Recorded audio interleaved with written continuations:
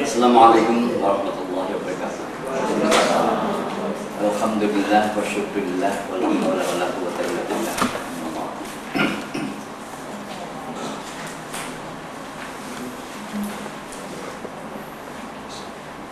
Tema kali ini konteks dengan kondisi yang melibatkan umat termasuk kita.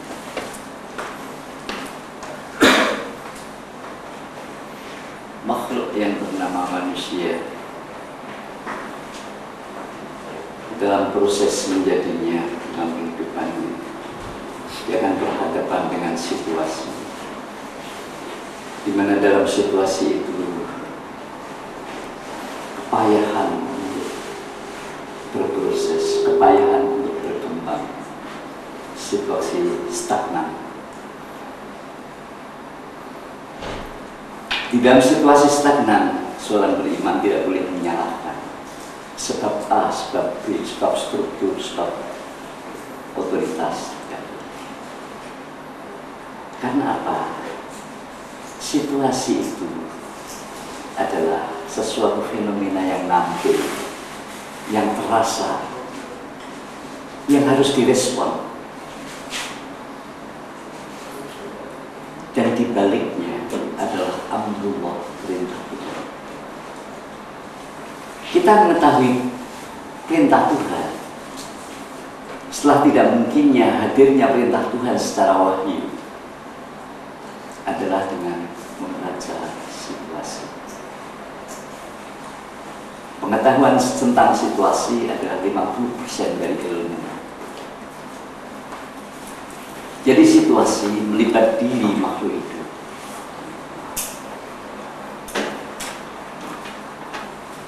Membuat dia longgar di dalam mengembangkan diri, membuat dia stagnan di dalam mengembangkan diri. Di dalamnya adalah amrullah atau perintah.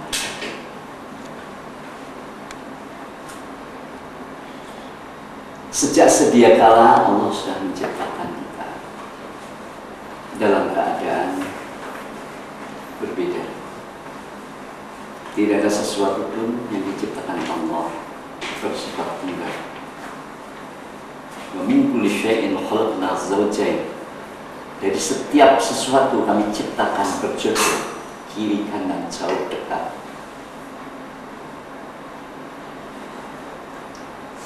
Agar efektivitas dari perjodohan dari dua hal yang tidak sama. Tapi Islam tidak mengatakan bertentangan. Kalau Yunani, falsafah Yunani, kutub ekstrim, dua kutub ekstrim. Islam mengatakan sejodoh. Berarti Islam membuka satu kemungkinan di dalam pertentangan. Kalau Yunani tidak membuka kemungkinan di dalam menyaksikan pertentangan antara dunia diri dengan dunia kenyataan, antara keharusan dan kenyataan berbeda.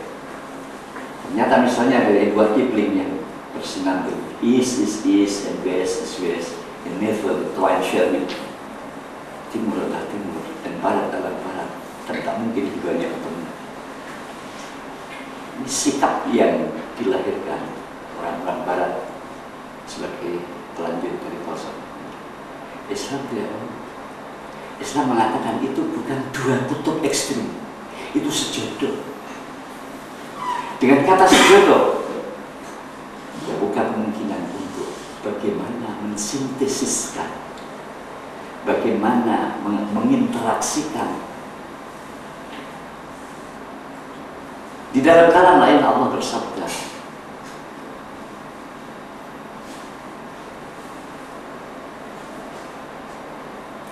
waja'alna ba'dakum li ba'din fitnah. Dan kami jadikan sebagian sekelompok kamu dengan sekelompok yang lain pertentangan, saling menguji, fitnah. Berbeda. Untuk urun manusia tadi meliputi segala sesuatu. Nature, sekarang human, kelompok manusia dengan yang lain. Saling menguji keberadaan kawan, keberadaan lawan dialog, dan yang tidak sama dengan dirinya.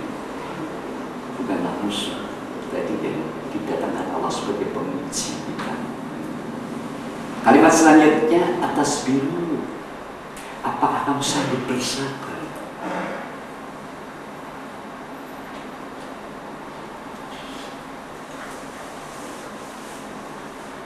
Kata-kata apakah sanggup bersabar berarti apakah kamu berproses, apakah kamu menanggapi perbedaan itu dengan positif? Apakah kamu tidak cuek atau tidak marah? Cuek salah, marah salah. Cuek tidak ada momen perubahan. Dengan perbedaan tidak ada momen perubahan. Engkau, aku, surgamu, nerakamu, surgaku, nerakaku. Tidak ada komunikasi. Cuek. Allah menurunkan perbedaan dan kita tidak responnya dengan perbuatan. Kutub lemah, keberadaan perbedaan tidak mengacu kepada bagaimana menemukannya. Maka lenyaplah momen kreativitas. Perintah Allah yang ada dalam perbedaan tidak direspon. Atau dia merespon, tapi dengan sifat reaktif. Tidak boleh ada orang yang berbeda dengan diri, harus sama dengan aku, harus sama dengan kamu. Maka jadinya perang. Maka cara mencari kebebasan adalah membunuh lawan. Kalau lawan saya bunuh, saya bebas dari ancaman. Yang satu cuek, dia bebas tetapi tidak berkembang. Nah, itu tensi rendah tidak boleh. Cuek. Di dalam mencari kebebasan dari penderitaan berbeda dengan orang lain, dia cuek. Itu tensi rendah, tidak merespon perintah Tuhan. Yang satu direspon dengan emosi reaktif untuk membebaskan diri dari gangguan yang perbedaan. Saya bunuh musuh saya, destruktif. Dua tensi ditolak oleh Islam. Islam mengambil kemungkinan yang tertinggi di dalam membebaskan penderitaan dengan adanya perbedaan. Berinteraksi yang positif, berinteraksi, mencari titik sintesis apa yang kau tuntut, maka aku akan mengendorkan tuntutanku demi tercapainya yang kau tuntut. Tapi kamu juga harus mengendorkan sebagian tuntutan demi tercapainya yang saya tuntut.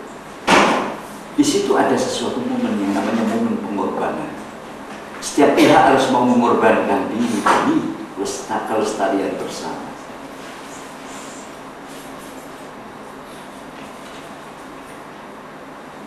Di dalam momen pengorbanan itulah pertanyaan ibadah. Itulah yang disebut ibadah. Untuk menciptakan situasi kebebasan ditawarkan pengorbanan, dan pengorbanan itu adalah ibadah.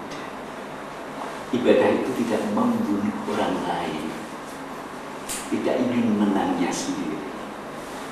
Ini titik tengah. Islam mengambil titik. Jangan menanggung sendiri, kamu harus mau dirugikan yang berupa pengorbanan. Dan tidak membunuh eksistensi lain, tapi mendapatkan suatu titik temu. Dan titik temu kapanpun, sejak materi sampai kepada yang spiritual, tidak mungkin ditemukan tanpa adanya kreativitas. Di dalam berkreativitas, menemukan, di dalam menciptakan kreativitas adalah pengorbanan. Membuang waktu, membuang energi, membuang segala. Dalam proses hidup manusia ada satu saat yang disebut mencipta. Dengan demikian di dalam diri manusia ada kualitas kreator, ada kualitas pencipta sebagai manifestasi dari sifat Allah yang Maha Menciptakan. Apa yang disebut pembebasan direspon orang-orang Barat maupun orang Timur dengan kata negatif. Padahal ajaran Islam sejak sedia kala senantiasa menawarkan. Mas, satu-satunya ajaran yang ada di dunia yang membukakan kemungkinan, yang menawarkan kemungkinan itu hanya ajaran Islam. Sejak dahulu ibadah, tidak ada ibadah yang stagnan hanya untuk meroleh. Perolehan di dalam ibadah senantiasa menawarkan kemungkinan, dan menawarkan kemungkinan adalah sesuatu yang dibutuhkan di dalam rangka pembebasan. Membebaskan dari kondisi sekarang, mendapatkan kondisi yang ada, kenyataan yang ada, mendapatkan kondisi yang lebih qualified, kondisi yang diharapkan, kondisi yang mengembangkan. Itu ajaran Islam. Sudah sejak dulu ya, dari syahadat, sholat, zakat, puasa, haji, menemukan dirinya yang baru. Sintesis itu untuk menemukan dirinya yang baru, tapi dirinya yang baru memungkinkan dia berhadapan dengan sesuatu dengan suatu kualitas diri yang berbeda. Dan datang ritual Islam lagi, menemukan diri yang baru, mengatasi, membebaskan dari situasi yang ada pada diri. Tapi sambut dengan dikontrol oleh lagi suatu kenyataan baru, dan terus sampai yang terakhir adalah haji. Maaf bagi yang belum ketika itu tidak menyertai. Menjadi sebuah urutan.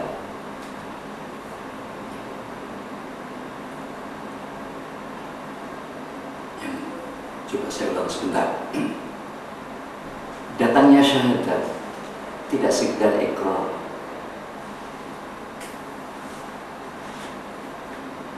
tapi sebuah pertolongan Tuhan.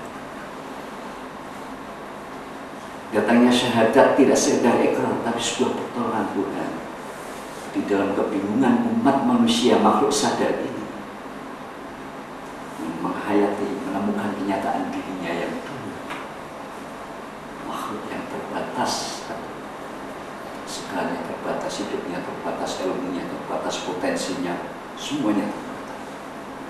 Dengan kenyataan diri yang memiliki keterbukaan yang pada yang tidak terbatas, satu-satunya makhluk yang memiliki keterbukaan pada yang mutlak, yang tak terbatas adalah manusia. Kenyataan dirinya terbatas, potensinya, waktu hidupnya. Tapi dia adalah seorang makhluk yang memiliki keterbukaan terhadap yang tak terbatas. Dua kenyataan yang berbeda. Satu sisi dimensi fisikal kita, eksistensial kita, yang dimensi esensial kita. Bagaimana kita menemukan keduanya? Syahadat temukan dalam satu ikrar yang di dalamnya ada dua, menemukan dua di dalam yang satu. Asyhadu an la ilaha illallah, yang tidak terbatas, wa asyhadu anna Muhammadar Rasulullah, Muhammad dari wakil dari yang terbatas, dari misi. Satu wakil dari yang mutlak dan satu wakil dari yang memberikan sebuah keutuhan. Asyhadu an la ilaha illallah wa asyhadu anna Muhammadar Rasulullah. Syahadat datang menyelesaikan. Kita mendapatkan diri sebagai makhluk rohani. Bahwa kita makhluk rohani, tidak seperti binatang, tidak mempunyai kemungkinan menggapai yang mutlak. Manusia itu meskipun berbisik, dia makhluk rohani. Jadi syahadat datang untuk menemukan diri kita sebagai makhluk rohani. Kemudian datang setelah syahadat. Setelah menemukan diri sebagai makhluk rohani, berbeda dengan yang lain, tapi kita masih di counter, kita makhluk jasmani. Mana yang benar ini? Datang sholat, mengumpulkan dua ini. Di dalam sholat, gerak rohani dan gerak jasmani padu di dalam sholat. Itulah dia. Kita hamba Allah. Dengan menemukan diri sebagai hasil daripada iya karena butuh kesadaran iya karena butuh kepada kami mengabdi, akan ucapkan terus menerus untuk menemukan kesadaran sebagai hamba Allah, menemukan diri sebagai hamba Allah, menjadi kita masuk makhluk menjadi makhluk pribadi. pertemuan jasmani dan rohani menjadi pribadi. Yang disebut pribadi adalah sintesis antara jasmani dan rohani. Selamat datang menolong kita mendapatkan pribadi. Apa itu? Hamba Allah. Inilah identitas manusia yang paling final. Dengan menemukan identitas yang final yang disebut hamba Allah, kita tidak pecah dengan siapapun, dengan bangsa, ras, etnis, dan agama apapun. Mereka pun hamba Allah seperti itu. Dengan identitas timur barat masih mengundang masalah. Tapi sholat datang memecahkan masalah. Dan kita menemukan diri sebagai identitas diri sebagai hamba Allah. Sebuah identitas yang final, yang tidak memungkinkan kita pecah dengan individu-individu tidak berbeda dalam ras, dalam etnis, dalam bangsa, dalam budaya, dan dalam agama. Hamba Allah. Ketika itu datang, kamu masuk makhluk pribadi, tapi kamu juga makhluk sosial. Counter yang kemungkinannya mendapatkan ini senantiasa ada counter. Kamu makhluk sosial. Kalau tidak ada lingkungan, tidak. Kamu adalah anak struktur. Kalau tidak ada struktur, tidak ada kamu. Kalau tidak ada ayah ibu, tidak ada kamu. Kalau tidak ada masyarakat, tidak ada budaya dan sebagainya. Kamu bukan makhluk individu. Kamu makhluk sosial. Datang ibadah yang namanya zakat, menyambung antara individu dengan sosial. Berpartisipasi terhadap umat dengan mengorbankan miliknya umat yang disebut zakat, infak, dan sedekah. Kewajiban individu. Maka dia menemukan diri bukan lagi makhluk pribadi yang dikontrol oleh makhluk sosial, tapi kita menemukan pribadi sebagai makhluk budaya. Makhluk memiliki tanggung jawab kesejahteraan lingkungan, kesejahteraan bersama, dan mengembangkan lingkungan ketika dia mengembangkan tanggung jawab mengembangkan tidak hanya diri. Alangkah niscaya mencari surga seorang diri tidak membawa serta orang lain, anak istrinya atau tangganya, bangsanya, dan umat manusia. Menjadi makhluk budaya, menciptakan surga itu. Kita harus partisipasi. Setelah kita mendapatkan, karena kumpulan dari partisipasi akan menjadi baitul mal.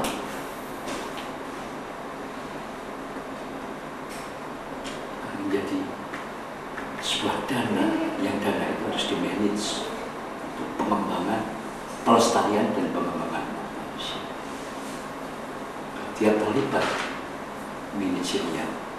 Bagaimana partisipasi dari setiap individu yang namanya zakat bisa dikelola dan dapat mengantarkan umat menuju suatu dengan kondisi mengembang.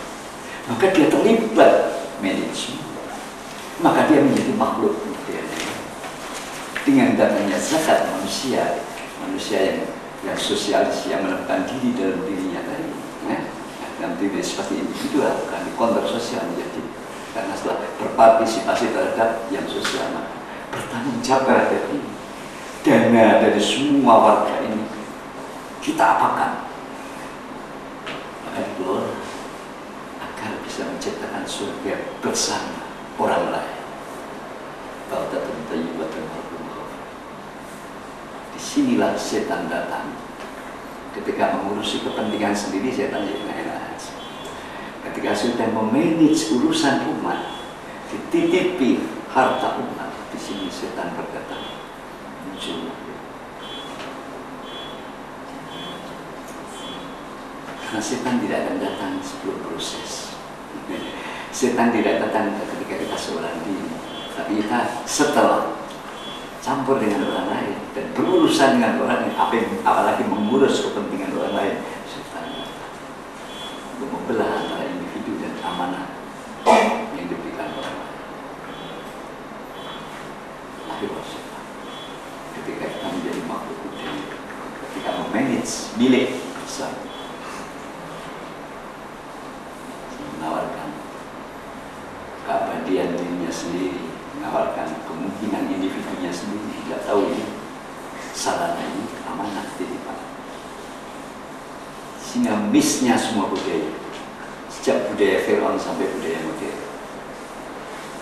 ketika menjadi makhluk budaya. Ketika seorang menemukan dirinya sebagai makhluk budaya, dia dikonter. Kamu bukan makhluk yang menentukan nasibmu sendiri dengan mengelola, memanage potensi, tapi kamu juga makhluk yang ditentukan pihak lain. Kamu juga makhluk kodrat. Sakitmu tidak bisa kau tolak dengan kehendak sehat. Kematianmu tidak bisa kau tolak dengan ilmu kedokteran. Kamu makhluk yang ditentukan. Dan makhluk yang menentukan nasib sendiri namanya makhluk kodrat. Tapi dikonter dengan kenyataan kita makhluk kodrat. Ada beberapa hal yang masih dipaksa dan ditetapkan dari atas. Kesempatan, skill milik kita, ilmu kita cari, tapi kesempatan mengabdikan ilmu Allah yang punya. Tubuh milik kita, kesehatan, sakit Allah yang punya. Kreativitas milik kita, batas milik Allah. Tentu setiap sesuatu yang kita amalkan dengan sudah baik akan menghasilkan sebagaimana yang kita harapkan. Dimensi-dimensi lain yang tidak dipahami, yang tidak tercerna oleh akal, menyebabkan kegagalan meskipun teknisnya, manajemennya sudah benar, dan akhirnya kematian batasnya juga memang. Kita makhluk kodrat, makhluk yang ditentukan pihak lain, bukan makhluk yang menentukan nasib sendiri. Makhluk kami makhluk yang ditentukan pihak lain, yaitu Allah, makhluk kodrat. Dikonter oleh itu, maka puasa datang menolong, mencerahkan. Oleh karena itu, sebagai makhluk budaya, kamu harus berkomunikasi dengan tentang pembudayaan, tentang bagaimana mensejahterakan umat. Berkomunikasi terhadap Allah. Bukan berkomunikasi seperti sholat tatkala menemukan identitas diri, tidak ada hubungannya dengan orang lain. Tapi yang di dalamnya hanya kemungkinan, karena pakai kami memanjangkan. Sekarang berhubungan dengan di dalam memanage kepentingan orang lain, di dalam berbudaya, bagaimana kita bisa selamat dari konter makhluk, dari konter diri kita sebagai makhluk. Allah memberikan puasa saja. Ditawarkannya puasa, suatu sistem pembebasan dari nafsu, suatu pembebasan dari kaki kita yang mendua antara makhluk kodrati dan makhluk kodrat. Akhirnya mendapatkan sesuatu power ataupun ilmu ekstra dari Allah. Ada mendapatkan sesuatu yang langsung dari Tuhan. Ada power ekstra, ada ilmu ekstra, informasi ekstra dari Allah. Jadi puasa merupakan suatu di mana kita keluar dari semua tradisi kehidupan yang ada di bumi. Setiap makhluk membutuhkan sarana pengembangan dirinya, sarana untuk mendapatkan input energi melewati kalori, makan, minum, dan psikisnya mendapatkan hiburan, dengan mendapatkan yang disenangi atau memusnahkan yang dibenci, mengutuk, mengumpat, bohong dan sebagainya. Makanan psikis, makanan nafsu. Nah, tutup dari dua benua fisikal, dan dunia psikis. Dia apa yang dimasuki, situasi apa yang dimasuki ketika meninggalkan semesta fisikal dan semesta psikis atau nafsu, ditinggal dia dalam memasuki dalam situasi komunikatif dengan Rabbul Alamin. Puasa adalah meninggalkan komunikasi fisik dengan dunia materi dan komunikasi psikis dengan dunia situasi. untuk memasuki komunikasi, kemungkinan bisa komunikasi dengan Rabbul Alam. Jadi sudah kalah si Fir'aun, lari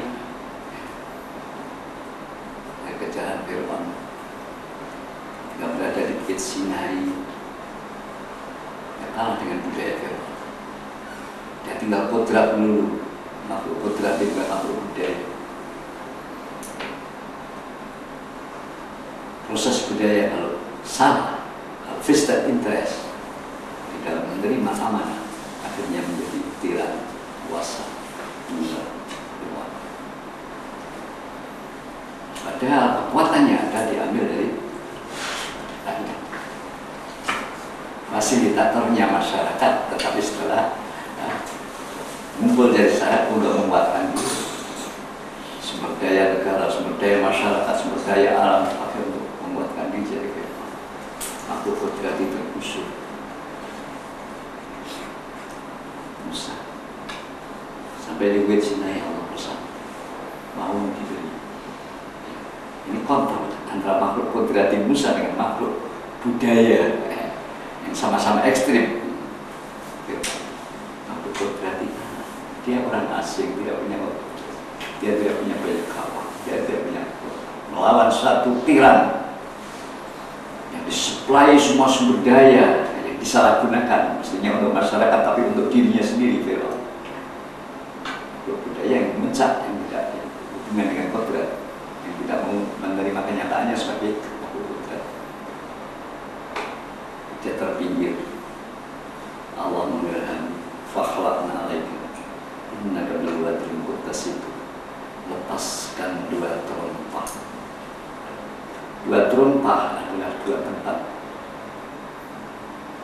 insan berpijak pada realita eksistensial, kaki kiri dan kaki kanan, psikis dan fisik, fisik dan psikis, jiwa dan fakhlaq, lepaskan artinya berpuasalah, jangan turuti tuntutan.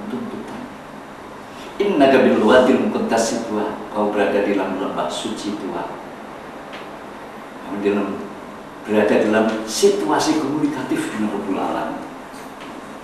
Kalau kau lepaskan, niscaya akan bisa berkomunikasi dengan aku. Lepaskan dua baju eksistensialnya, fisik dan psikis. Dia boleh mengumpat, dia boleh kursi, tidak boleh bertengkar dan sebagainya, juga tidak boleh makan, tidak boleh minum dan sebagainya. Dua semesta, tempat manusia berbicara di dimensi eksistensial yang selalu mendua.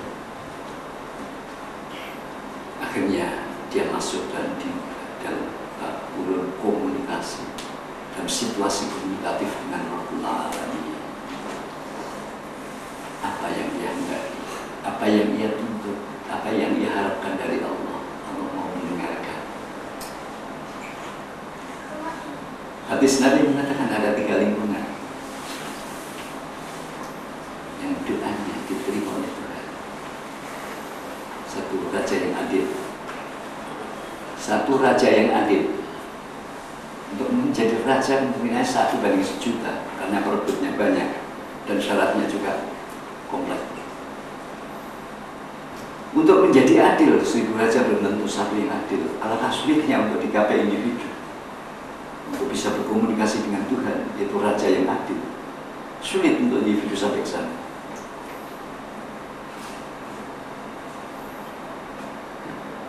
Kedua, budak atau hamba, budak yang dianiaya. Siapa mau menjadi budak?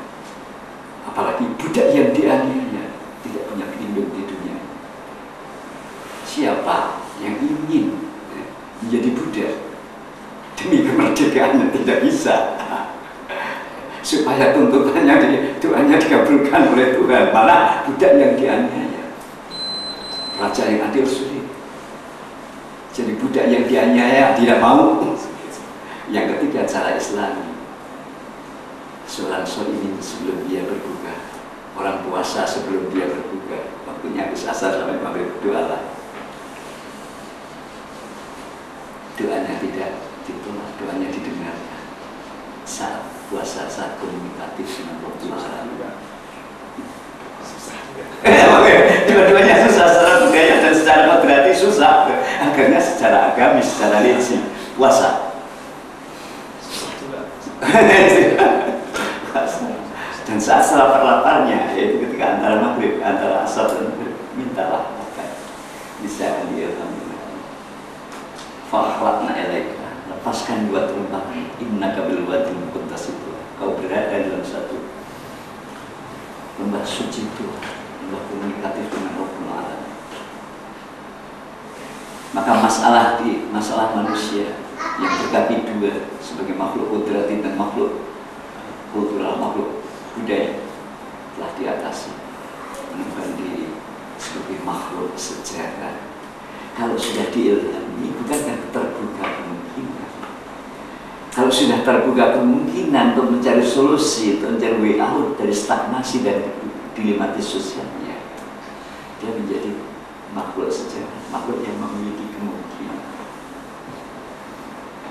Benar tahu.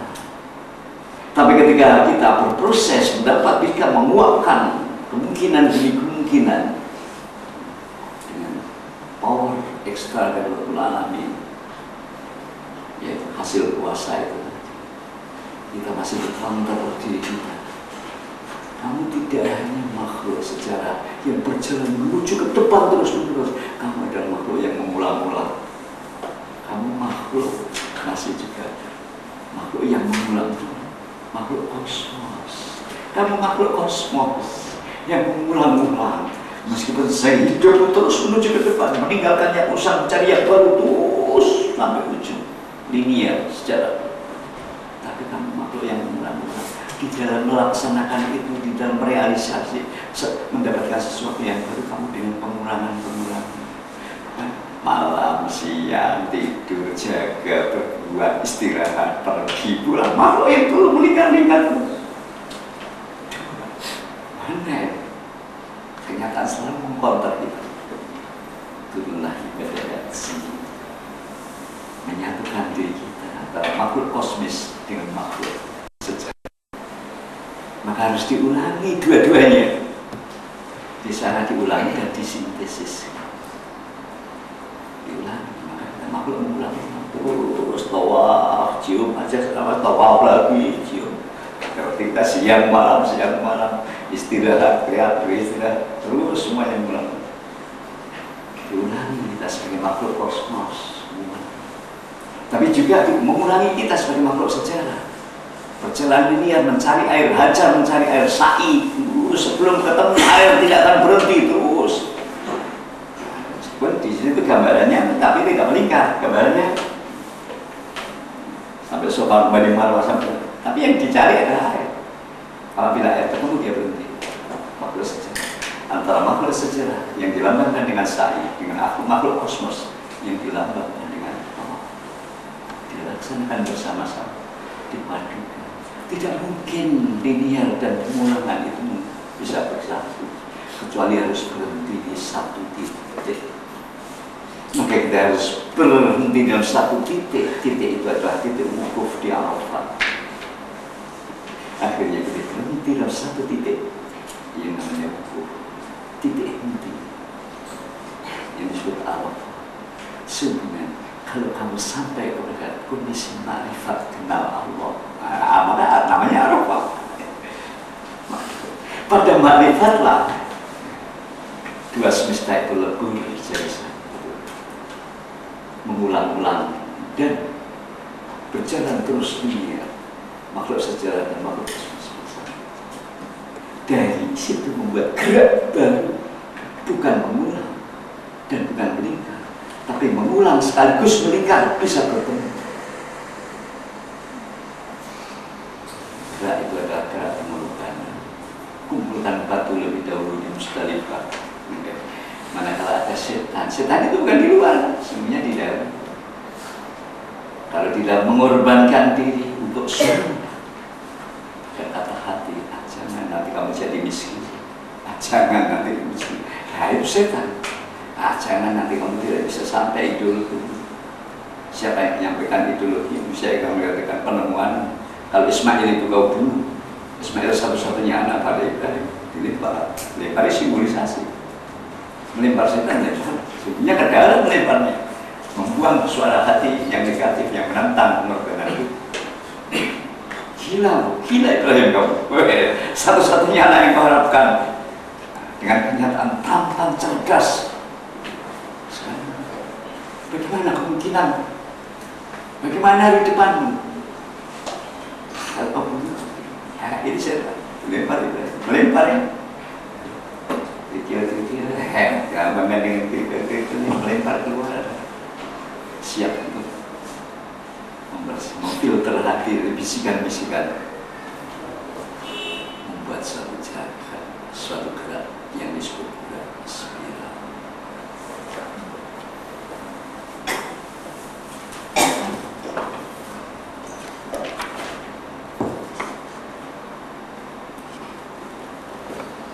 Kalau itu maaf dari Hajar Aswad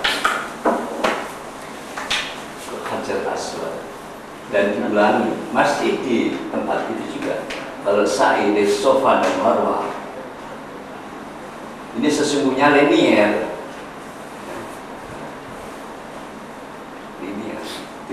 tidak seperti. Setelah itu temukan di dalam dua-duanya. Ini tawaf, ini sa'i, menemukan harus berhenti dalam satu titik yang disebut titik makrifat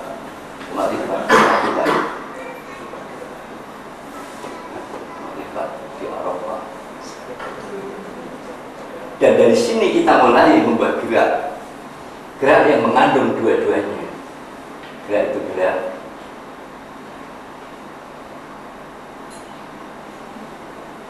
ini linier tapi sekaligus gerak spiral. Demikianlah gerak agama, mengulang-ulang tapi untuk mendapatkan yang tidak berulang. Mengulang-ulang untuk mendapatkan yang tidak berulang, yang kualitas keberadaan diri, kualitas hidup kita di dunia. Maka pengorbanan dimulai dari kecil menurut kadar mampu. Setelah itu tidak membebani, pengorbanan dimulai dari kecil. Yes, Allah mengajarkan korbankanlah diri pada anak orang lain. Siapa? Istri. Dimulai dari kecil, sosialisasi. Maka Islam harus nikah. Nikah adalah sunahku. Tidak kan mulai memikirkan yang bukan satu golongan, yang bukan satu daerah, anak orang lain. Istri. Dia generasi. Mulai dikenalkan individu-individu yang apabila dia lapar dia menjadi lapar. Dimulai dari istri, kemudian anak, cucu. Akhirnya meninggal sampai luas. Tidak hanya sekedar kalau itu diteruskan begitu nanti menjadi dinasti. Tapi keruana, keruana. Jadi tidak lagi darah tapi keruana. Yang terdekat tolong. Setelah yang terdekat tolong, yang agak jauh. Yang agak jauh bisa menolong karena asalnya bisa menolong satu RT, satu RW. Tentu saja tidak dengan materi. Dengan materi, bagaimana asetnya? Ya, dengan ilmu, dengan pencerahan, dengan pengorbanan pikiran, tawaran-tawaran kemungkinan terhadap mereka menurut kemampuannya masing-masing. Sehingga bila siklus kecil sudah selesai, naik ke siklus yang lebih besar, yang lebih besar, yang lebih besar, yang lebih besar. Ini adalah linier yang sekaligus siklus. Ini adalah sa'i yang sekaligus tawaf. Maka bila berhasil, kita akan menjadi insan mabrur.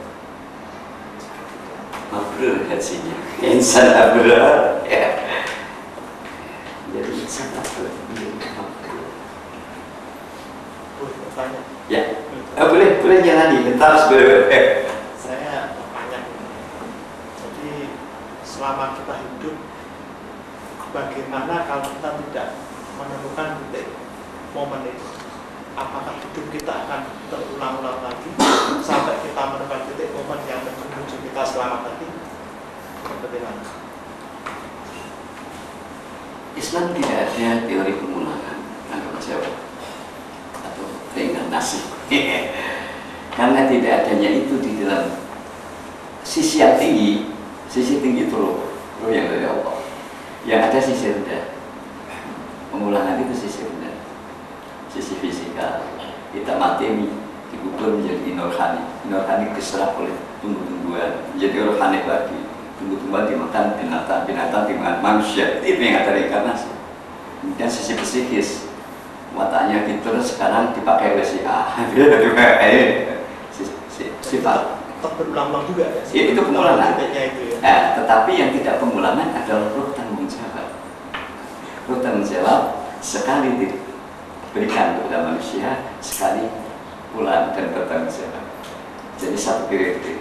Yang ada reinkarnasi hanya fisikal dan psikis. Yang tidak ada roh yang bertanggung jawab. Kita sebagai wakil Tuhan di muka bumi itu sekali saja. Yang ada reinkarnasi hanya di dimensi fisikal dan dimensi psikis. Jadi watak-watak itu pernah dipakai oleh ini. Maka kata-katanya, kesimpulannya persis seperti ini, reinkarnasi dari Mussolini, Hitler, itu karakter. Artinya psikis. Berarti yang akan menerima akibatnya itu rohnya atau nanti roh yang menerima. Tapi roh itu sudah berpadu menjadi kepribadian. Roh ketika datang dia memandu fisik dan psikis kita. Psikis dan fisik kita dipandu, itu kemudian menjadi kepribadian kita. Pribadi itulah yang nanti akan bagaimana dia lebih banyak kena pengaruh roh yang baik itu, atau kena pengaruh tamasya kita, ajaan nafsu dan ajaan tuntutan fisik dan nafsu. Maka itu menjadi kepribadian. Yang dituntut bukan H2 dan bukan O. Andai kata O itu dari atas, H2 dari bawah, O dari langit, H2 itu dari bumi. Dituntut adalah air. Setelah menjadi pribadi baru yang namanya air. Semula tidak ada, yang asalnya tidak ada tapi diabadikan. Personalitas. Semula tidak ada sebelum kita lahir. Karena lo belum sintesis dengan tubuh kita belum dibuat oleh ayah dan ibu kan, ketika belum lahir. Ketika ada dari semesta ini, semesta ciptaan, gennya kemudian kehidupan di dunia itu melewati sperma dapat tempat lahirnya, induk kemudian bisa tumbuh, fisika. Kemudian setelah 4 bulan ditiupkan roh dari sisi Allah, sisi roh itu. Bukan roh sperma roh nabati, roh yang dari Allah kepada tempat. Kemudian berpadulah dua kekuatan, yang satu dari Allah, yang satu dari ciptaan Allah, menjadi pribadi sesuatu barang baru, hakikat baru, tetapi yang diabadikan karena dia bertanggung jawab, yang punya nama. Sebelum itu kan tidak bernama. Nama itu adalah suatu otoritas yang bertanggung jawab atas perbuatan. Maka setiap orang akan dipanggil namanya, panggilan sipulan.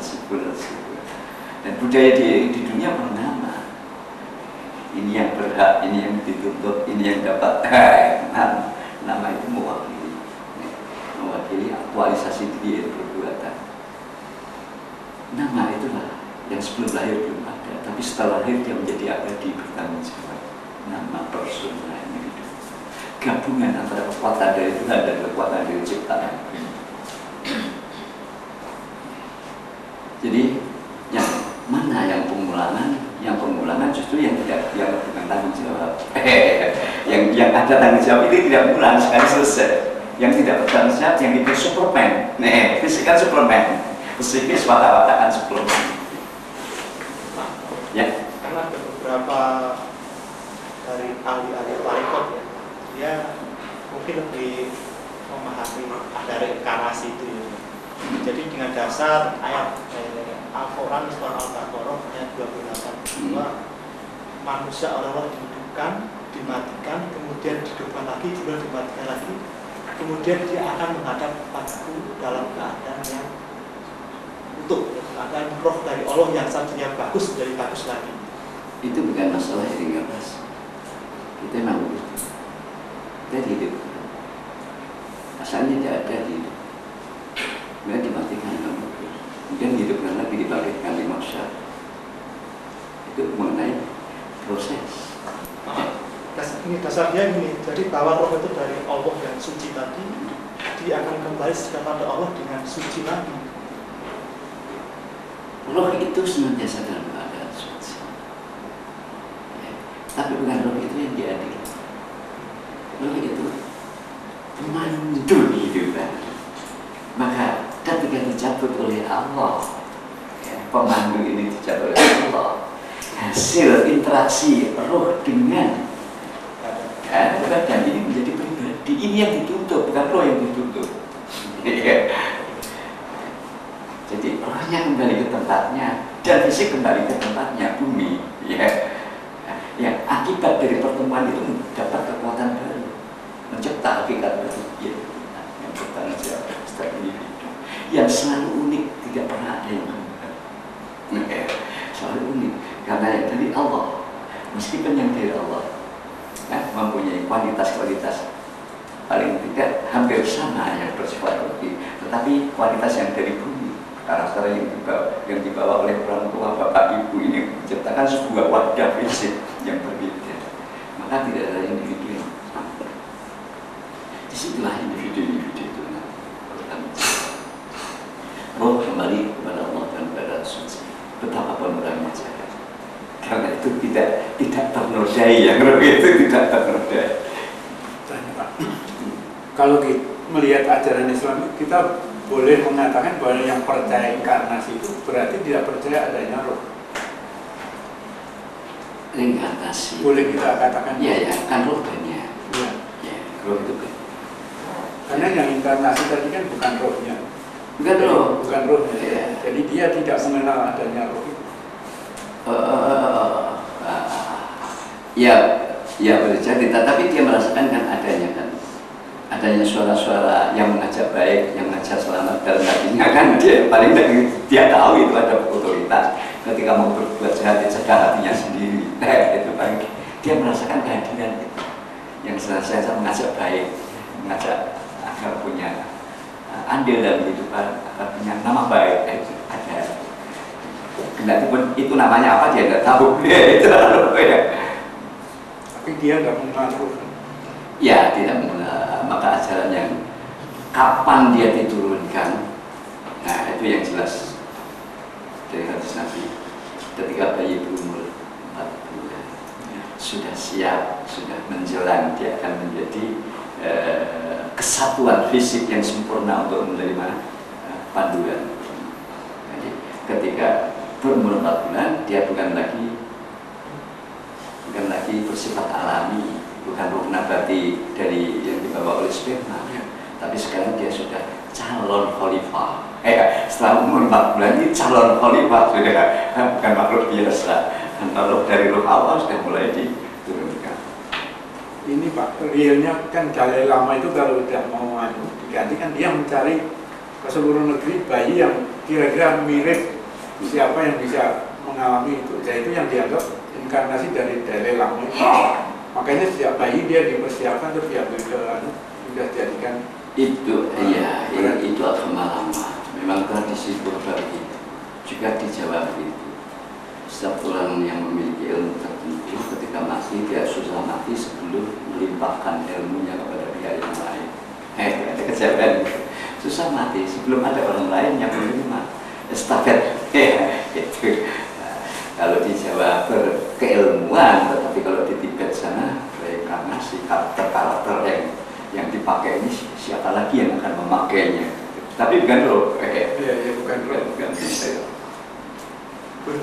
Ya. Saya tertarik dengan keterangan Bapak masalah titik mulai bergerak lain ya. Tidak mengulang-ulang tadi, akhirnya ketemu satu titik yang bergerak lain. Apakah itu setiap manusia harus mengalami itu? Gitu? Manusia tidak mengalami, terus bagaimana? Oke. Manusia mengarah Islam. Karena Islam memancarkan kemungkinan.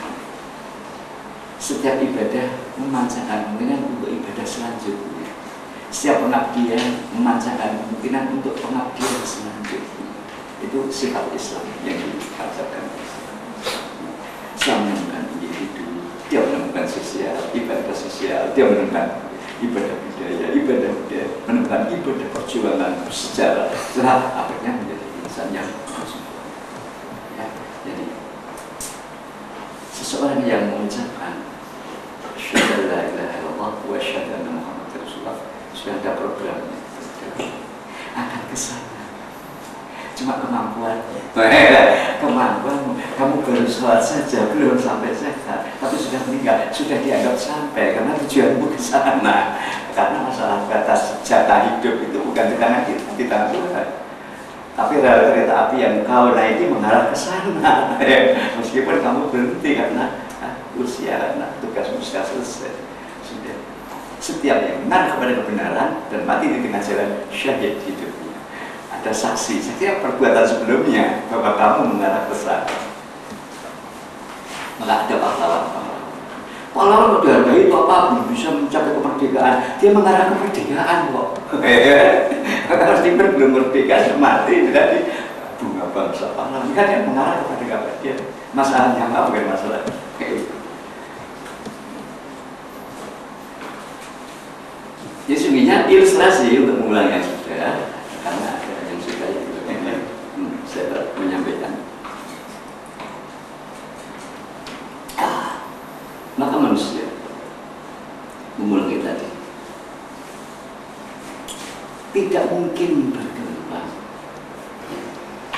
makhluk hidup yang bernama manusia tanpa dihadapkan dengan kenyataan yang bertentangan dengan yang dikehendaki. Hanya berhadapan dengan kenyataan yang bertentangan dari hati nurani, maka kemungkinan berkembang menjadi ada. Karena berkembang itu harus melewati pengorbanan. Pengorbanan harus melewati kreativitas. Kreativitas harus melewati tantangan. Itu ada ide dan ada kenyataan, dan kenyataan tidak sesuai dengan ide, maka ada. Maka ibadah, sesungguhnya ibadah dalam merubah semesta menjadi lebih baik itu dalam Islam. Ibadah dalam merubah semesta menjadi lebih baik. Manakala kita dapatkan kenyataan semesta tidak sebagaimana yang dikehendaki oleh hati kita. Maka di sini ciri Islam itu senantiasa menawarkan ini. Apakah menawarkan kemungkinan itu? Ya, artinya senantiasa mengacu manusia pada pembebasan dirinya dari lingkungan penjara masa kini. Kita berada dalam penjara masa kini yang tidak qualified, yang tidak seperti yang kita harapkan. Bagaimana kita keluar dari itu? Ya, itu Islam selalu mengingatkan. Pertama kali kita, sebelum kita melihat realita budaya seperti ini, manusia harus membebaskan diri dari rashness of nature, dari kekerasan alam yang tidak mau kompromi. Jadi umat manusia itu menghadapi kekerasan alam yang tidak punya kompromi. Kekerasan alam itu adalah gravitasi bumi, pancaran sinar matahari, dan sebelum mereka dalam keadaan stabil seperti sekarang, punya gunung meletus, punya bencana ketika zaman yang merupakan, dan juga sekian banyak bakteri, penyakit, dan ancaman-ancaman cuaca menghambat manusia untuk berkembang biak di atas. Manusia makhluk yang paling lemah, yang melahirkan regenerasi satu-satu, yang kembar dua jalan, baru dilepas setelah dia 17 tahun. Gak berani 3 tahun dilepas, gak berani. Apalagi 3 bulan dilepas, dia belum bisa seperti tikus. 3 bulan dilepas, kemudian jadi dewasa, punya anak, sekali beranak 12. Ya, kita hanya satu-satu dan kita lepas setelah kita percaya dia bisa mandiri. Jadi lambat. Kekerasan alam dihadapi, penyakit udara, musim dan sebagainya. Kemudian masih nanti berhadapan dengan hal-hal yang ketika itu belum bisa dibudayakan, yaitu banjir, angin topan, ya, tanah longsor, gunung berapi, vulkan masih pada aktif. Jadi manusia sangat lemah. Kita harus bebas dari wilayah kita, yaitu nature, semesta, tempat kita berada, tempat kita ditugaskan oleh Tuhan, kampung halaman. Jadi manusia bisa lestari, bisa sampai sekarang, berarti dia memiliki kekuatan, kemampuan untuk membebaskan diri dari kekerasan alam, membebaskan diri dari kekerasan alam yang sekarang juga masih 1-2, meskipun vulkan sudah mulai tidak aktif, tapi masih ada banjir, masih ada tanah longsor, masih ada mengerikan sekarang kali meledak ribuan, tidak hanya 1-2 atau 10 orang seperti orang perang, sekali datang korban. Cara mengatasi dari gangguan semesta adalah cara membebaskan diri dari kendala alam, memiliki suatu cara yang sama dengan kita, tidak menghancurkan, tidak menghadapinya, dan tidak membiarkannya, selalu memakai jalan tengah. Tidak membiarkan, biarlah nanti kan masih ada yang selamat, tidak juga, pun tidak berhadap-hadapan, tidak sekaligus menghancurkan. Dan yang ketiga, tidak escape, karena tidak ada escape, tempat melarikan diri tidak ada. Kalau budaya ada, tetapi yang nature tidak ada. Kemanapun kita masih di bumi ini, maka caranya harus memahami mereka. Tundukkanlah semesta alam, tapi menundukkannya bukan menghancurkan, dan bukan kita menyesuaikan dengan mereka, kita kalah. Kita hanya sekedar menyesuaikan, kita kalah. Kita berhadapan-hadapan juga salah. Dan yang adalah pahami tuntutan-tuntutan, pahami mekanisme yang melatar belakangi. Mekanisme yang melatar belakang semesta alam disebut sains. Kita harus berilmu. Manusia harus berilmu tentang semesta, berilmu struktural secara yang fisikal sampai kepada yang psikis, yang fisikawan, yang biologi, mengenai hal-hal rumus-rumus yang ada di balik semesta struktural. Dengan memahami, kita bisa menundukkan mereka. Jadi memahami tuntutannya, kita bisa menundukkan mereka. Kata menundukkan di dalam Islam bukan menjajah, melainkan melayani, menuruti kemauannya, sebagian kemauan, dengan meluruskan sebagian tuntutan. Apa yang dituntut semesta alam? Lestarikan dia. Jangan sampai berbuat destruktif sehingga mereka itu ada binatang-binatang yang punah, ada tumbuh-tumbuhan yang punah, tapi lestarikan. Niscaya mereka akan memberikan diri. Kalau kamu sudah mau melestarikan aku, kata siapa? Aku mau kau konsumsi.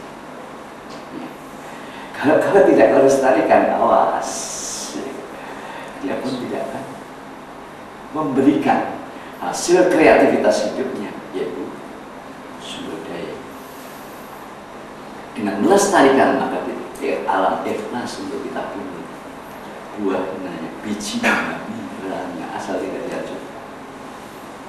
Perbuatan orang barat sudah sampai destruktif, menghancurkan, dikurangkan habis-habis mineralnya, seolah-olah hidup hanya sekarang. Tidak ada anak cucu, tidak ada. Sehingga eksploitasi mereka dari satu daerah ke daerah lain dengan menggali sumur. Setelah habis digali sudah mulai menipis potensinya, tidak. Dia tidak mengambil secara apa yang dibutuhkan, mengambil berlebihan menurut hawa nafsu untuk menghancurkan. Apa yang dibutuhkan kehidupan untuk sekarang bukan untuk mencari kekayaan menimbun, tidak, tetapi mengambil apa yang dibutuhkan untuk mati. Maka alam bisa berkreasi,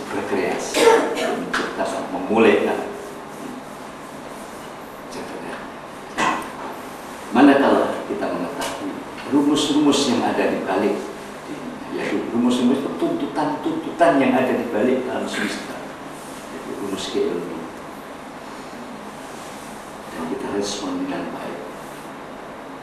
Dan kita sanggup melestarikannya, maka dia akan menyaksikan suplemen kelestarian hidup.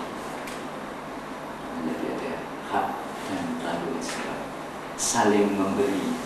Lestarikan aku, niscaya engkau akan diberi makan atau padi. Tapi kalau tidak kau lestarikan, kamu tidak akan bisa makan. Tanam aku, bertani, buat segarkan hidupnya. Niscaya aku akan memberi. Jadi ilmu merupakan sesuatu alat untuk menundukkan alam. Tapi menundukkan alam itu bukan menundukkan dalam konotasi menjajah. Supaya mereka menjadi jinak kepada kita, menjadi jinak, ikhlas memberikan hasil proses kreativitasnya, yaitu sumber daya.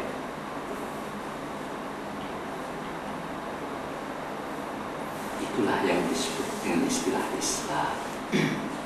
Kalau kita sudah bisa menundukkan semesta alam, kalau kita sudah berilmu dan tidak bertentangan dengan alam, namanya kamu telah taslim. Sebagaimana telah taslim alam ini kepada Allah, telah bersifat menyerah. Jadi tahap pertama adalah menjadi berkondisi Islam. Tidak akan berbuat salah karena dia berilmu. Tidak akan berbuat destruktif karena dia akan merugi. Menghancurkan alam sama dengan merugikan diri sendiri, karena dari alam itulah kita suplemen hidup kita. Menghancurkan alam berarti menghancurkan semesta manusia, karena itu lahan kita. Itulah persediaan rahmat Allah untuk kita. Maka ada take everything, harus memahami apa yang dituntut, baru dia memberikan apa yang dia miliki. Selaras dengan alam berarti berilmu dan ilmunya digunakan secara amanah, tidak akan menghancurkan, tapi melestarikannya agar bisa lestari, memberi kepada kita. Itu yang disebut sikap Islam. Islam sesuai dengan semesta. Itu yang disebut atau kesadaran jagat raya. Kamu tidak lagi kesadaran individu, kesadaran jagat raya. Kedatangannya dia tidak akan rusak, tapi dia melestari. Wala tufsidu fil ardi ba'da islahiha. Jangan membuat kerusakan di muka bumi setelah Allah memperbaiki begitu rupa. Ya, setelah Allah memperbaiki semuanya, tanaman semuanya sudah dalam satu mekanisme yang baik. Kalau kita rusak keseimbangan, kita fasad, kita bikin rusak. Tapi kalau kekurangan, wad'uhu khaufan wa tama'an. Kalau kekurangan dari memungut sumber daya, mintalah kepada Allah. Khaufan wa tama'an. Dengan rasa takut dan rasa betul-betul berharap mendapatkan. Innallaha qaribun minal muhsinin. Sungguhnya rahmat Allah itu dekat dengan orang-orang yang berbuat baik. Kalau berbuat baik memberi kepada alam, maka alam akan memberi kepada kita. Mekanismenya semuanya akli, semuanya bisa dicerna dengan akal. Berbuat baik adalah berbuat baik terhadap diri. Karena tempat berbuat baik itulah mensuplai kita, alam itulah yang makanan, tempat kita hidup. Innallaha ma'al muhsinin. Itulah cara membebaskan. Siapa yang tidak mau berilmu sains, dia tidak mau membebaskan dirinya dari alam, bertentangan dengan alam. Bertentangan dalam ujurnya, celakanya nanti bisa mendewakan alam. Karena ada kekuatan yang dia tidak bisa, dia tidak bisa pahami, akhirnya disembah. Mestinya harus kita pahami. Dengan tidak memahami struktur keilmuan yang ada di balik fenomena alam ini, kita akan mendewakan kalau tidak menghancurkan ekstrim. Menghancurkan ekstrim, mendewakan, merespon dengan ekstrim juga. Maka tidak boleh kita mensia-siakan alam ini dan tidak boleh mendewakan kedua ekstrim. mensia-siakan bersikap rahib, aku tidak mau menyentuh alam. Itu mensia-siakan. Jadi Allah tidak percuma membuat ini untukmu, maka kamu tidak mau membuat. Tidak boleh. Kita harus mengerti untuk itu. Dan juga kita ekstrim atas, kita sangat memuliakan dan ada sesuatu yang saya tidak paham, kekuatan yang aneh-aneh lalu disembah jadikan. Allah peringatkan, wa tasjudu lisyamsi wal qamar. Jangan sembah itu bulan, matahari. Wasjudu lillahi alladzi khalaqahunna. Menyembahlah yang menciptakan bulan. Bulan keduanya memancarkan yang positif, bulan dan matahari sumber energi kehidupan, dan bulan menyebabkan tanah ini menjadi subur.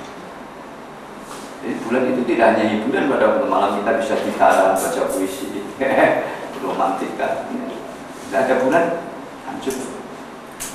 Karena gravitasi bulan menarik kulit bumi 3 inci melebur ke atas. Ada sehingga kulit bumi tidak mungkin bisa membatu seperti planet-planet menjadi gembur bisa ditanami, dan di situ kemungkinan bisa sembah. Tidak, itu disembah. Yang menciptakan ini yang lebih hebat daripada yang menciptakan mekanisme itu. Yang kita sembah. Berapa sebetulnya syamsi wal qamar. Jadi merespon alam bisa tersesat menjadi 2 hal. Satu berhadapan destruktif tidak kita manfaatkan. Sampai pun walaupun kita suci tidak mengambil itu, tidak boleh. Rahib-rahib, pendeta-pendeta, brahman-brahman.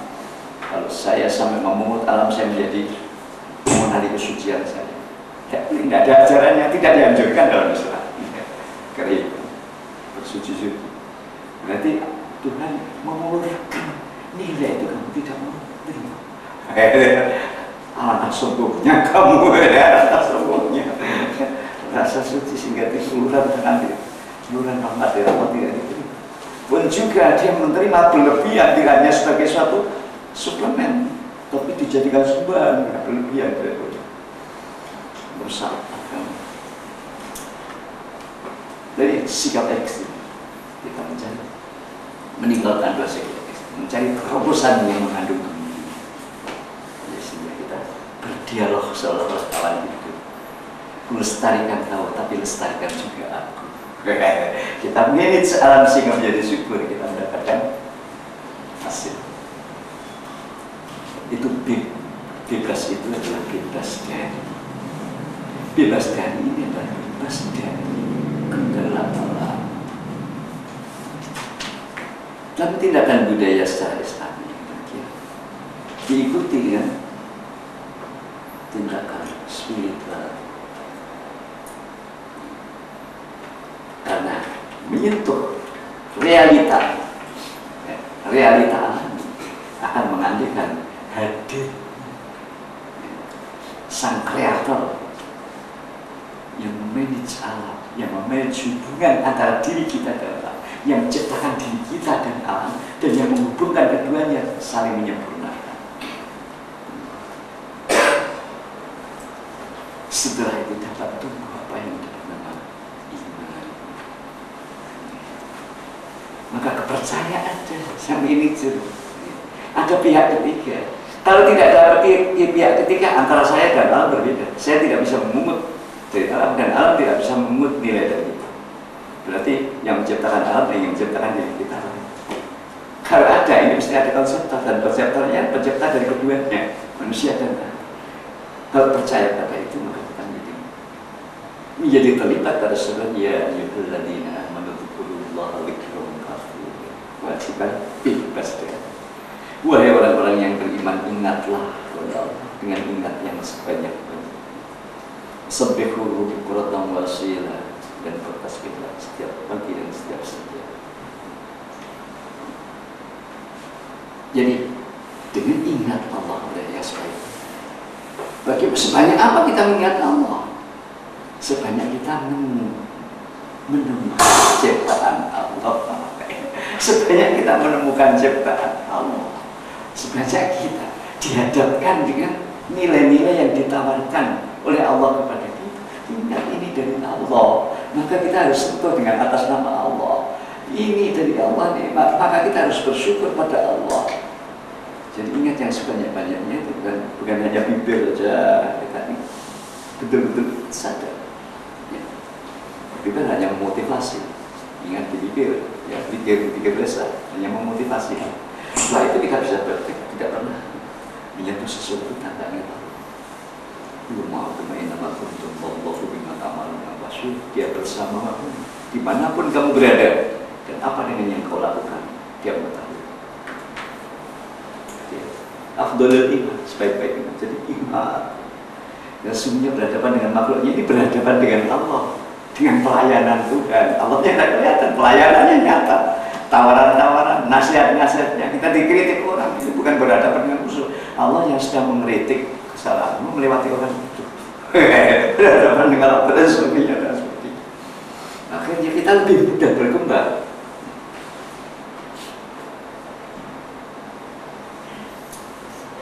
Mengapa dek? Ya. Untuk menambah, sama saya tanyakan bahwa Islam berkompeten sekali untuk alam semesta ya, pengelolaan alam semesta. Dan seperti kita tahu bahwa di negeri kita ini di mana mayoritas orang Islam, tapi kenapa alam semesta kita itu rusak sehingga mempengaruhi siklus kehidupan kita? Sebetulnya sumber dari segala sumber itu di mananya? Karena kita manusia menyentuh alam dia ekstrim, ya. Dia ingin menjajah, bukan menundukkan, dia menjajah. Diambilnya hasilnya agar tidak dilestarikan, ya. Ya. Dipungutnya sampai ke dalam budaya, dipungutnya sarana dari orang terbawah dan rakyat, tapi tidak dikembangkan. Memang jadi budaya pungut wajah, pungut ini, tapi tidak dikembangkan, tidak kembangkan. Sama dengan kita peras alam, tapi kita tidak lestarikan. Tidak adil. Karena tidak adil, maka kita menjadi sengsara. Tengah-tengah bumi yang begitu luar biasa menawarkan nilai-nilai, kita peras seluruh, tapi kita tidak lestarikan. Nah, mungkin dia akan membalas baik. Karena tidak keadilan, tidak ada keadilan kita. Tidak mau membuat kita, tidak mau melestarikan. Membuat alam tidak melestarikan, tidak memelihara, tidak membuat berkembang lebih produktif. Sama dengan memungut rakyat, tetapi setelah dipungut rakyat bodoh, biarin bodoh, sekolah semakin mahal dan sebagainya. Ini berbeda dengan para Jadi pelaksanaan kita beragama. Ya, dalam melaksanakan agama kita diperdolan, ya, dan proses beragamanya maka ini berlaku tidak hanya di sini, dimanapun, di Amerika, di Eropa kan berlaku itu sunatullah hukum, yaitu hukum hak dan tanggung jawab. Kamu baru memiliki hak kalau kamu mau menunaikan tanggung jawab. Jangan sampai ingin memiliki hak tanpa melakukan tanggung jawab. Itu hukum sunatullah. Tidak hanya Indonesia, semua yang berupa manusia terlibat itu. Itu untuk manusia. Jadilah di dalam melakukan.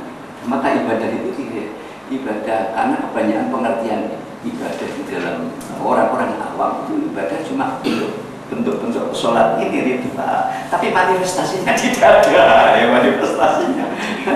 manifestasinya menciptakan hidup yang sekualitas dengan yang apa yang dilakukannya, yang dikatakan di dalam sholatnya tidak gitu. Maka kita akan bisa menundukkan alam bebas dari itu manakala kita mau melaksanakan tanggung jawab kita terhadap alam. Dan untuk bisa melaksanakan tanggung jawab itu harus berilmu tentangnya. Maka dia belum sempurna nanti, karena itu baru Islam. Nanti hadirnya iman nanti, dia baru Islam. Baru tunduk. Maka ketika kita sudah bisa bersains, bisa meresponnya dengan etos kerja yang tinggi, kita akan sejahtera hidupnya di dunia. Itulah manifestasi Tuhan yang pertama. Kita telah mendapatkan Tuhan eksistensial yang satu, yang melatar belakangi alam fisikal, yaitu sains dan etos kerja. Sejahtera itu, tapi kita belum aman dari manusia. Begitu kaya sedikit, begitu dirampok. begitu kaya begitu di telepon diancam dia, maka kita harus menundukkan manusia,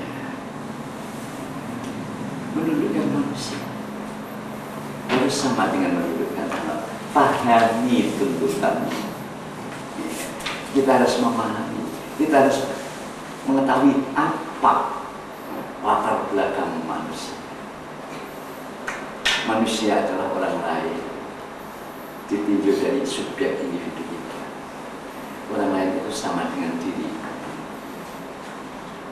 Dia butuh berkembang, di dalam berkembang butuh saran. Dia perlu kelestarian, di dalam kelestarian butuh saran. Dia butuh keamanan dari gangguan orang lain, maka dia butuh orang lain tidak mengganggu dia. Dia tidak menghendaki adanya fitnah dan halangan di dalam perkembangan. Hal itu persis seperti diri kita. Yang melatar belakangi manusia, kalau kita bisa melihat yang melatar belakangi kita sama dengan yang melatar belakangi individu lain di luar diri kita, maka kita akan berkiblat terhadap manusia. Tidak berbuat sesuatu perbuatan yang kita tidak suka dilakukan orang lain terhadap diri kita. Aktualisasi aktif merupakan sebuah ungkapan cinta. Tapi mencintai umat manusia karena tidak mencederai, menyelenggarakan kehidupan ini tanpa mencederai. Di dalam berkreativitas tidak meninggalkan dampak kerugian bagi orang lain, tidak meninggalkan polusi. Polusi harus kita tanggung jawab sendiri. Bagaimana polusi dari misalnya dari perindustrian kita ini tidak mengenali, mengganggu kehidupan orang, menjadi tanggung jawab sang produsen.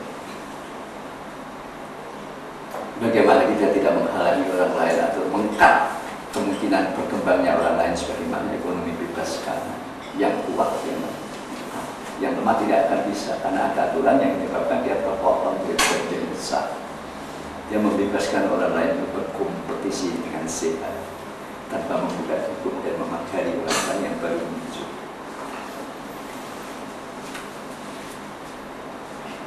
Dia tahu hak sosial, bagaimana ketika kedudukan tadi tidak perlu bisa mandiri mendapatkan pertolongan. Alangkah senangnya orang lain juga begitu. Mengapa kamu tidak tolong orang lain? Maka kita mau menolong orang lain. Sejak menolong orang lain yang merupakan suatu budaya mikro sampai menjadi budaya akhlak mikro sampai menjadi akhlak makro.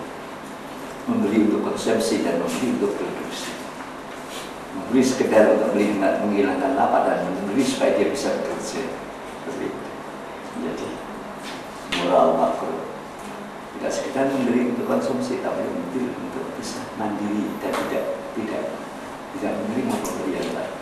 Merupakan suatu budaya yang sudah disebut sampai sekarang. Tapi realisasinya, kalau bisa memberikan itu, menyampaikan hak-hak manusia, hak-hak orang lain, sebagaimana kita mengharapkan hak-hak individu kita terpenuhi oleh itu. Inilah interaksi antara individu dengan lingkungan.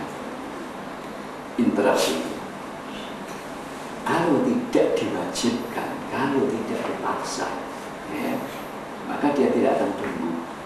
Kecuali hanya beberapa orang yang betul-betul hidup kelembutan hatinya, maka dia harus melewati otoritas. Otoritas mengatakan kewajiban zakat. Kalau tidak dipaksa, ada orang yang serta-merta, ada sedikit, yang lain tidak. Sehingga yang lain tidak punya kesempatan untuk bisa menemukan diri sosial. Maka otoritas yang wajib zakat. Partisipasi terhadap merdekakan diri dengan memenuhi hak-hak orang lain, dengan menghilangkan kekhawatiran orang lain.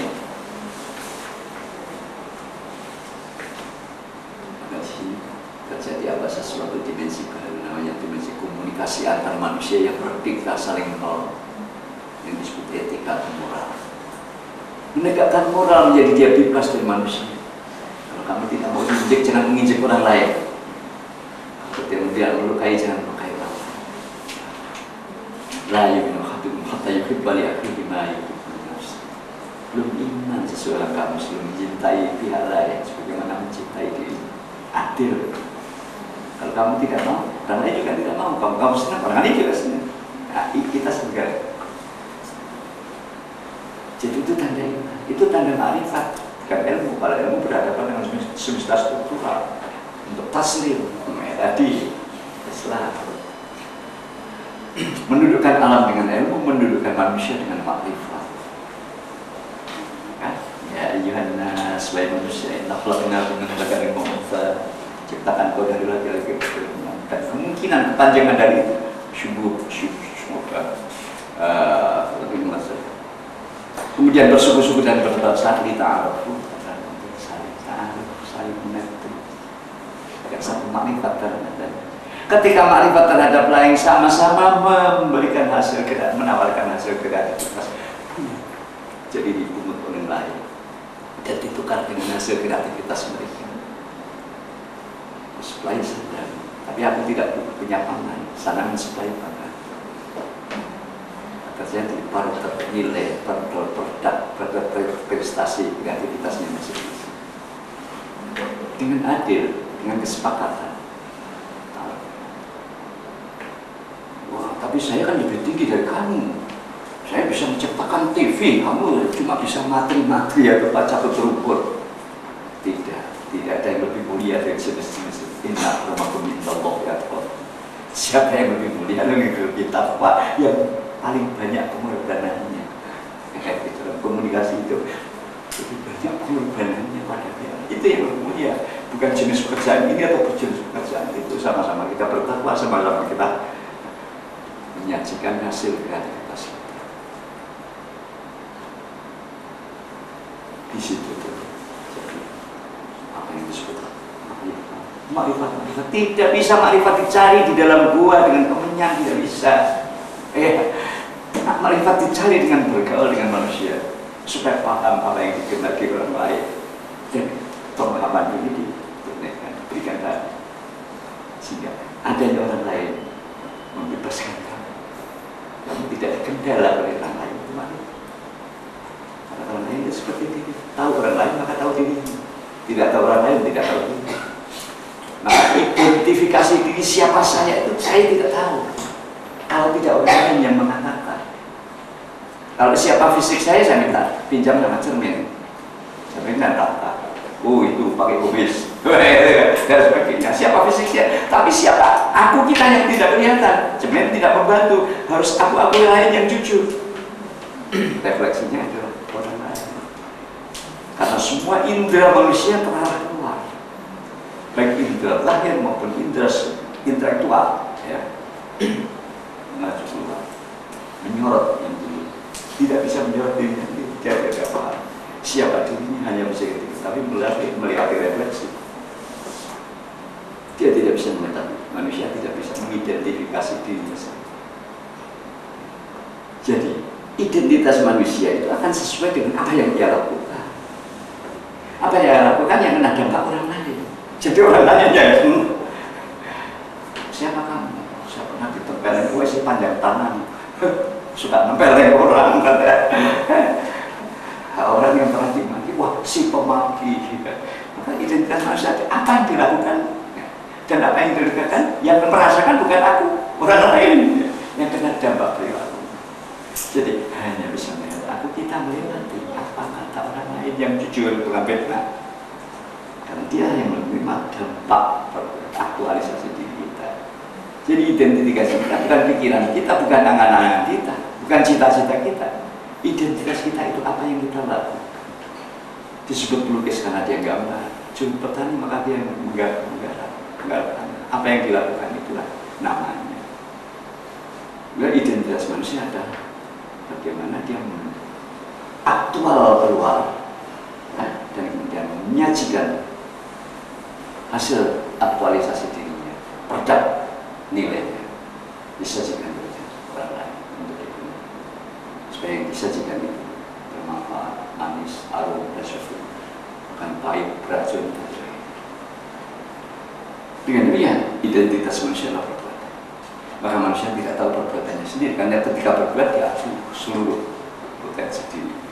Awalnya pikirnya, emosinya, dan fisiknya. Sedang bertindak, dia tidak. Kalau ingin tahu, tanyakanlah tempat kamu bertindak.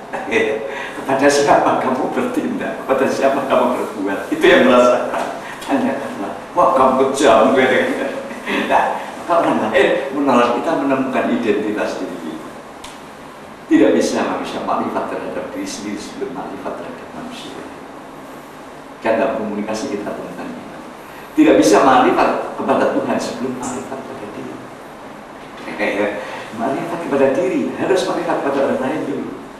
Makrifat kepada diri baru nanti setelah makrifat kepada diri baru makrifat kepada Allah.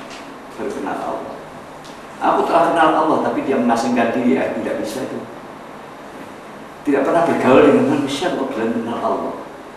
Tidak pernah melakukan sesuatu pada manusia.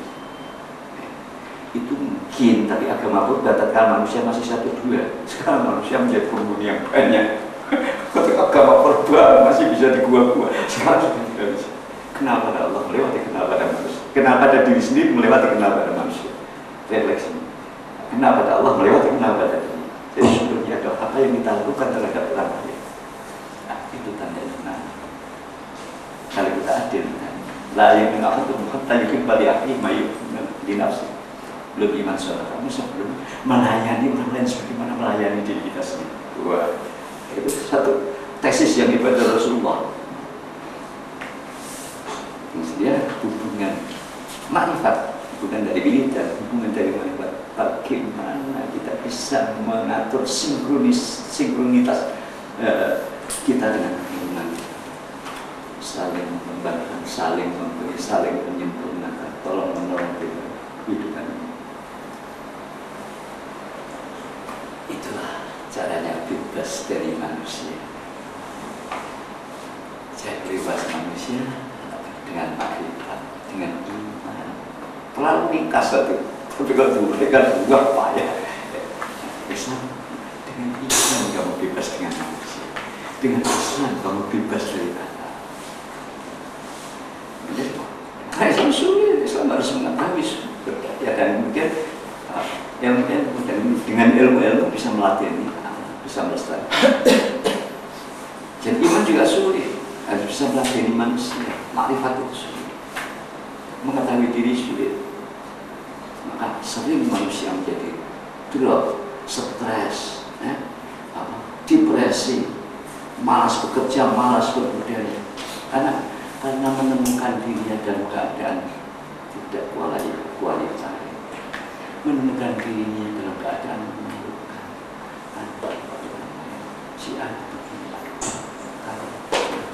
Akhirnya dia menemukan diri menurut kata orang yang tempat kita berbuat. Saya telah menemukan dalam diri keadaan yang menjijikkan dari saya sendiri. Blok dari dalam untuk siapa orang. Nah, kalau tidak runtuh, kalau korupsi kalau dia tidak merasa, itu sudah bukan manusia. Kalau dia tidak drop dan tidak stres, masih enak saja dikatakan ini itu, bukan manusia. Sudah hilang perasaan, sudah hilang harga dirinya. Jadi mestinya harus terus kita menemukan diri dalam keadaan unqualified ya. Manusia baru Ya, manusia baru. Mungkin makhluk baru di bumi ini. Jadi-jadian. Jadi-jadian. Kemudian yang terakhir, kita telah bebas dari alam, kita telah bebas dari manusia. Bebas dari alam menemukan Tuhan yang eksistensial, kesejahteraan, yaitu sains dan etos kecil. Bebas dari manusia menemukan Tuhan eksistensial yang lebih tinggi, makrifat. Aman dari gangguan orang lain, aman dari ancaman dan gangguan orang lain. Yang satu aman dari kelaparan, dari sakit karena menundukkan semesta. Yang satu aman dari gangguan orang lain, bermoral tinggi. Telah mendapatkan Tuhan yang nyata dua, tapi belum mendapatkan Tuhan yang besar. Tuhan yang transenden belum didapatkan. Dan dua ini anehnya sudah ditemukan Jepang, yang tidak sholat, yang tidak ke gereja, yang tidak ke gereja. Etos kerjanya tinggi dan moralnya tinggi, sejahtera dan tidak pernah kemalingan. tas di tengah jalan, ketinggalan asal ada namanya sampai di rumahnya. Bukan polisi, tapi yang menemukan yang merasa wajib mengantarkan. Dikasih tip, maaf, ini kewajiban saya. Mengapa Jepang menemukan Tuhan eksistensial? Tuhan ini adalah manifest asalnya satu, tapi menambah dalam dua, alami dan budaya. Etos kerja, sains dan etos kerja. Kemudian yang satu adalah keamanan dan ilmu dan makrifat. Tuhan eksistensial berarti bukan Jepang yang tidak pernah menjalankan itu. Kita cuma kebagian Tuhan yang transenden. Tuhan yang nyata tidak ada. Doa kita tidak pernah diterima dan tidak bisa menyangka. Satu langkah lagi dia menemukan Tuhan yang transenden, dia sempurna menjadi manusia. Karena yang satu adalah sintesis dari yang dua. Menemukan Tuhan yang transenden, Allah dan waktu Tuhan menjaga keabadian. Tuhan eksis, merdeka dan lestari di bumi, sejahtera di bumi. Tapi bukan yang besar.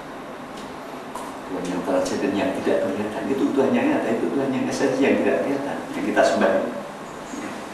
Tapi manifestasinya belum pernah lahir, belum pernah nampak dalam kesejahteraan dan keamanan.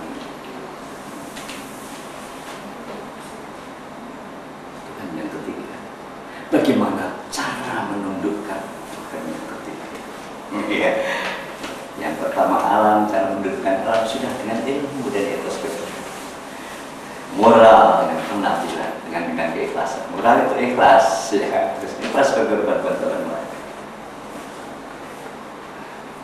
Dan kita menundukkan manusia. Arti menundukkan manusia, manusia tidak akan mengganggu orang lain tidak akan. Untuk menundukkan Tuhan yang ketiga, Tuhan yang transenden, Allah Rabbul Alamin. Ini adalah kalau kita sudah menunjukkan dua hal itu dengan baik, kita haruslah dapat menemukan kesimpulan